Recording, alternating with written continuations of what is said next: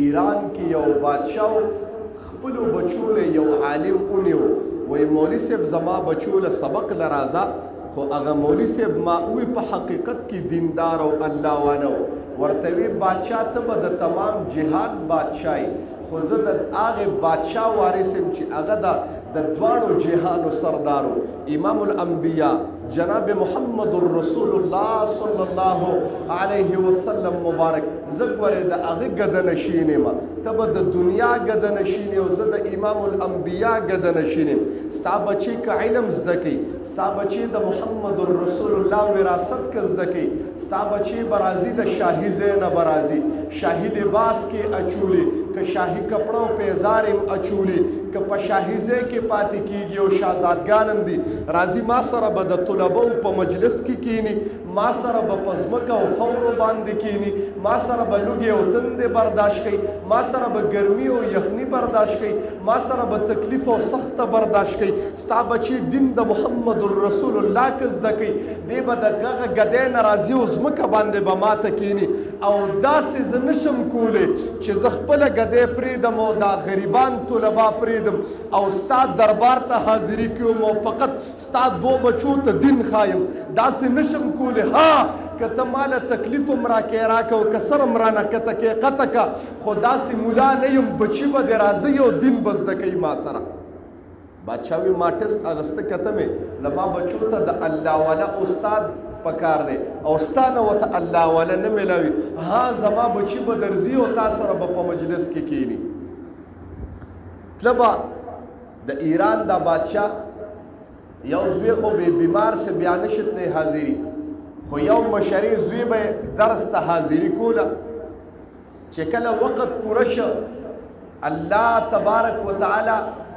ورته دین ورکه د بادشاه بچي ته او په کومه ورځ باندې فراغت و نو د استاد دا بچی راوغوښتو او کپړې قمیص یې ترېنه ویسته او دومره د سرمن یو ټوټه ورسره وه. طالبانو ته یې وی ونیسئ، طالبانو د دوو لاسونو نه ونیو د دوو خپو نه دومره اوه په هغه سرمن باندې چې د سرمن چمړې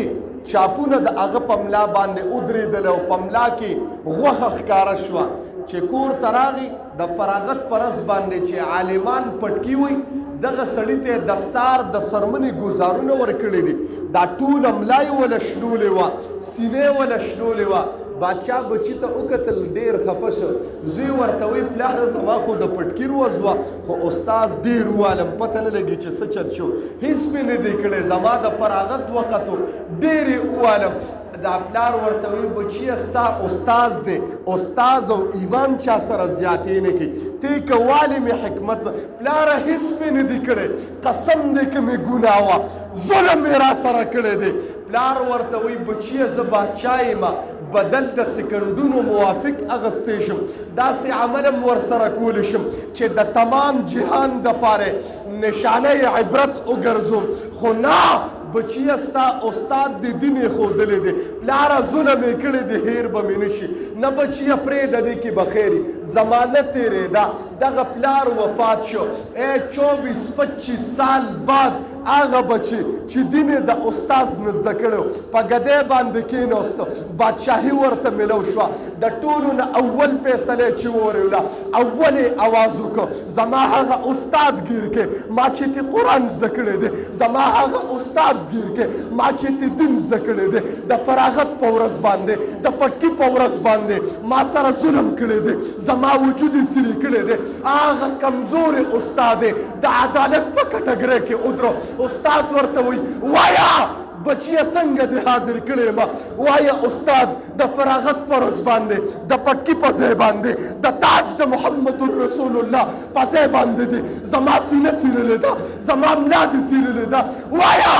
څه ظلم مې کړی ولې دې ظلم وکړه؟ دا بچی ورته وایي بچیه، استاد ورته وایي بچیه ما چې ته والې وې د دې ورځ دپاره مې والې وې، ما وې تا نه به یوه ورځ بادشاه جوړیږي او په دغه بادشاهۍ کې به تا ته هر قسم فیصلې راځي، لیکن که چېرته د یو کس سره په ناحقه باندې ظلم وکړه هغه انسان به تا د قیامت پر ورځ باندې د الله په عدالت کې ودرئ ما تا سره ناحق ظلم کړی دی د ټولو نه اول دی په اوله فیصله کې په اوله بادشاهۍ کې زه په خپل عدالت کې ودرولم که نه بچیه د دې روز دپاره مې والوي بچیه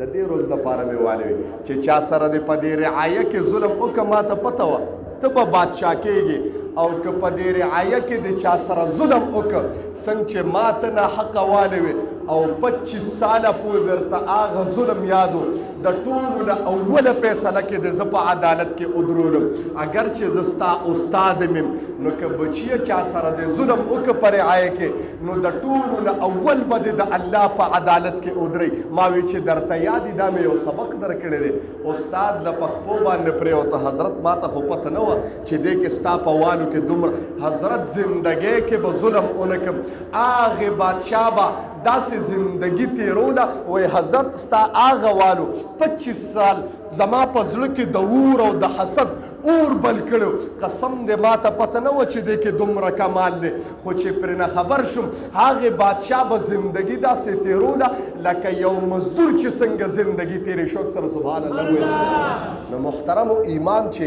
سخته خبره او کنزلم تا ته وکړه محترمو دا ستا دپاره دوایي ده ها ستا زړه کې به عارضي بغض او نفرت پیدا کوي خو ما وی دا بغض او نفرت تا د دین نه قطع کوي محترمو اول سبب مې دا ویلو انسان چې د دین نه قطع کېږي او دی بېدینه کېږي نو الله وی د علماو صلحو الله والو د دیندارې طبقې